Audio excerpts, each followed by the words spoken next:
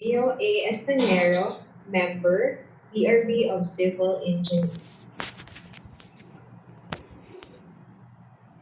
Thank you, Region 11.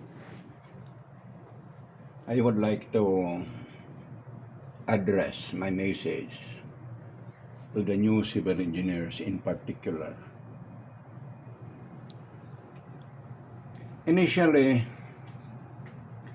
I extend a congratulatory handshake to all of new civil engineers who shall take their oath of profession in a short while.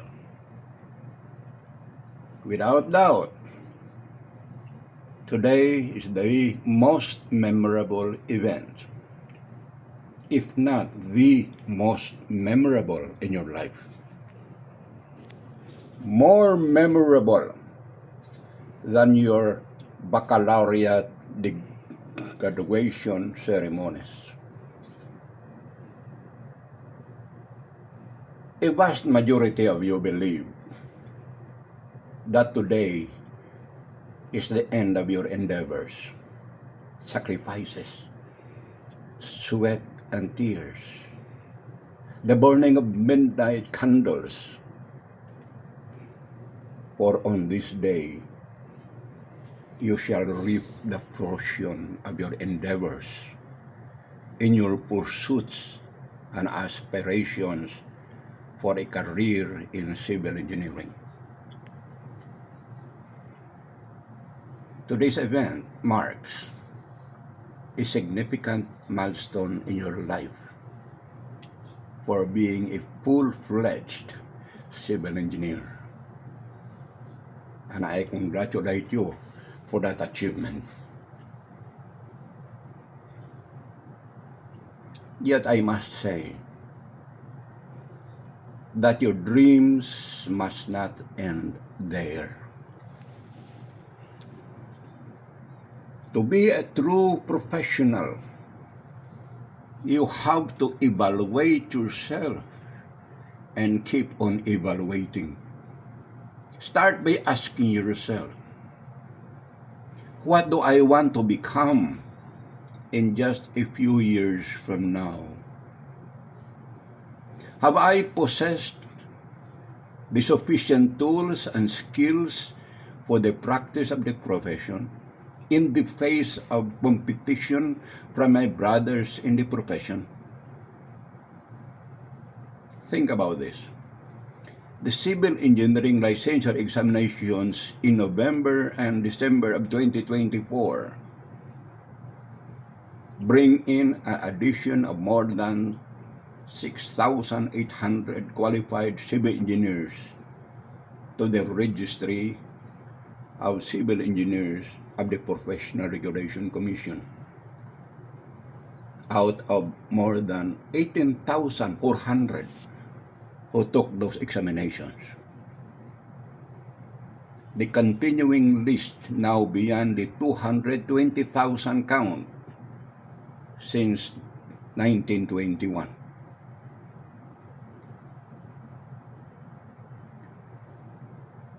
Although you were formally trained for 4 years under a multi-track civil engineering curriculum that was implemented by CHED in 2018, whereby you were allowed, for some of you, to select your area of specialization in the civil engineering career,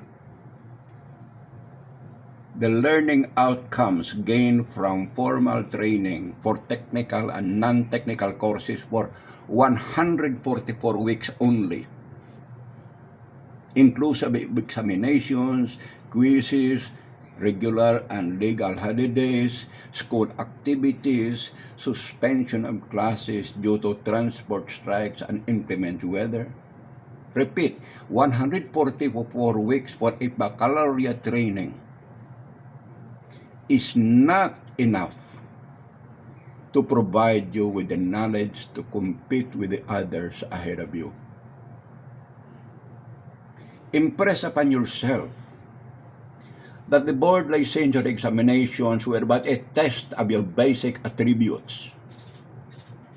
of what were supposedly civil engineering knowledge in mathematics, construction engineering and management, geotechnical engineering, structural engineering, transportation engineering, and water resource engineering from the higher educational institutions you were trained in. In this opportune season of Lent, we are now 21 days into Lent. Reflect our mission here on earth as civil engineers to serve our fellow men. That includes the provision of water for domestic and industrial use and food production by way of providing irrigation systems, provision of mobility by way of providing highways, railways, bridges, ports and harbors, airports for land, water, and air modes of transportation, provision of shelter such as buildings and other structures, utilizing reinforced or prestressed concrete, steel, timber, and others for any occupancy or use which we embed into the Earth's geotechnical and geotechnical formation, either by shallow or by deep foundation. Provision of security and safety against natural hazards such as earthquakes, typhoons, flooding, storm surges. And we provide our service in the most economical manner by constructing our structures through effective construction engineering and management. With all these fields of specialization practiced in the licensure examinations, it is not possible to acquire in the classroom in just 4 years the skills needed in the actual practice of the profession.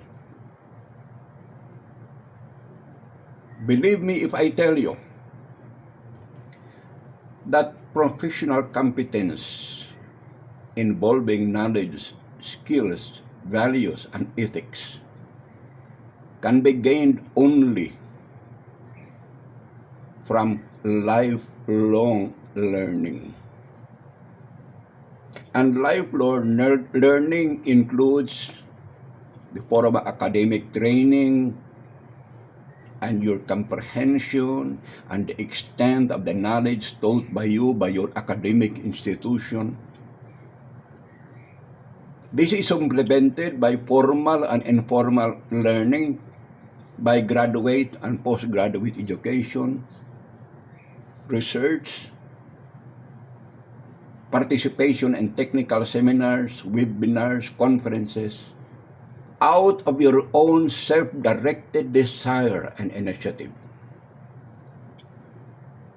Add to this the need to have wide mentored experience in professional practice, for there is never an end in learning for professional advancement. For indeed, a true professional is one who is better today than he was yesterday.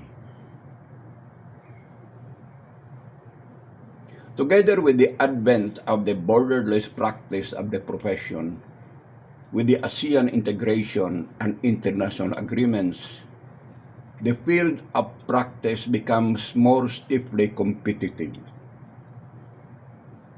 Be prepared for those civil engineers coming from other countries to take away our sources of livelihood. And are we qualified enough to go to their countries and do the same? Be prepared for the challenge, reminding yourself always that if you have the skill and knowledge, there is always room for people at the top. as I repeatedly advised those ahead of you, in the practice of the multidisciplinary regulated profession of civil engineering, it is prudent that you immerse yourself in one specialized area of practice, or at most two, whereby you stamp your mark in the civil engineering world and build your career upon. You cannot expect to be an expert in all civil engineering disciplines. Towards this end, the Professional Regulation Commission awards certificates of recognition to civil engineers who have demonstrated competence in the various fields of civil engineering practice. And in the year 2001, 24 years ago, the Philippine Institute of Civil Engineers had started to issue certificates of specialization to their members. To manifest importance to this, the Technical Committee for Civil Engineering of the Commission on Higher Education developed a curriculum 9 years ago, whereby the single-track CA curriculum in the past was replaced by a multi-track civil engineering education in which you were trained. 3 years later, the Professional Regulation Commission had started to implement a career progression and specialization program following the enactment of the Continuing Professional Development and the Philippine Qualifications Framework laws, whereby our PIC or Professional Identification Card shall also show our specialization in the field of practice and our qualification level.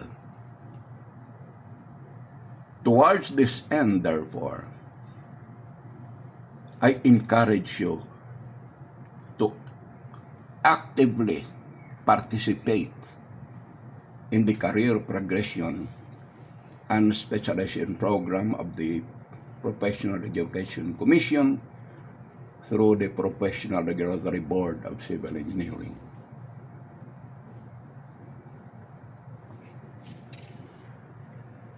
Finally, I would like to remind you about what is success in your professional practice. It is not measured by the number of blocks of appreciation in your professional practice. It is not measured by the number of digits of your deposits in the banks.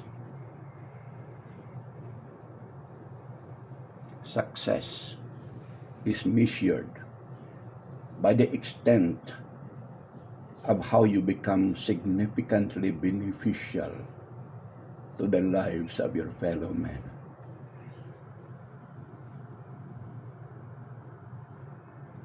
Thank you for lending me your attention. Good morning.